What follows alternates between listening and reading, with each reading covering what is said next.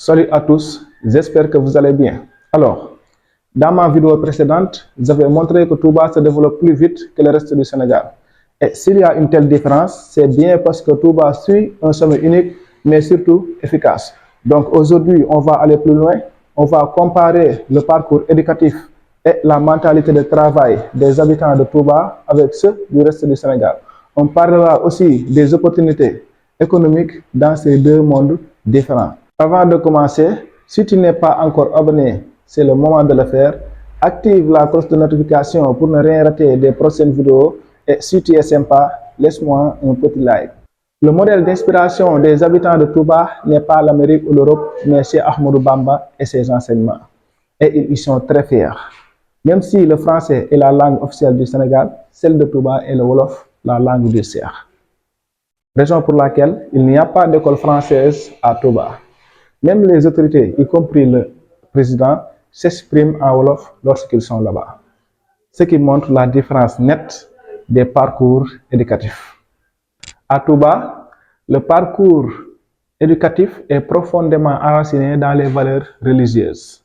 La majorité des enfants commencent leur apprentissage dans les daras où ils mémorisent le Coran et apprennent les principes de l'islam. Ce système met l'accent sur la discipline, la patience et l'humilité, des valeurs centrales dans l'éducation mouride.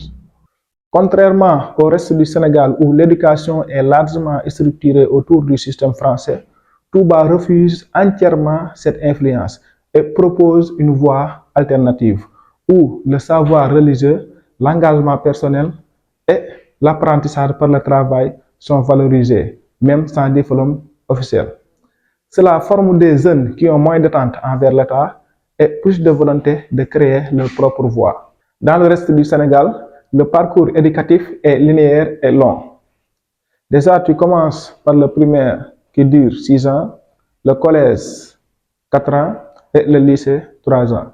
Donc, il faut 13 ans d'études pour obtenir le baccalauréat, avec l'objectif d'avoir un emploi stable dans l'administration publique, dans un pays où le taux de chômage est très élevé. Avec le manque d'emploi, tu es presque obligé de suivre le chemin classique, aller à l'université tout en tentant les concours. Et une fois là-bas, tu passes 3 ans pour obtenir une licence. Et si tout se passe bien, sans redoublement, malgré les perturbations, les grèves et les retards, tu auras fait près de 16 ans d'études. Ajoute à ça tes 7 ans première année de vie, te voilà adulte, sans profession. Résultat, soit tu rejoins la longue file du chômage, soit tu es recruté par une entreprise dirigée par quelqu'un qui, lui, n'a jamais connu ce parcours scolaire classique. Il est sorti des daras et pendant que tu faisais la queue pour un diplôme, lui, il entreprenait. Ce contraste révèle une réalité frappante.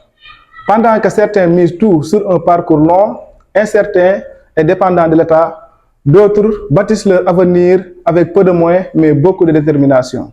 Le système classique produit souvent des diplômés sans emploi, alors que l'esprit mouride axé sur le travail, l'autonomie et la foi produit des entrepreneurs actifs.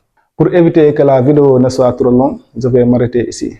Donc le reste, je le développerai dans une autre vidéo. Inch'Allah.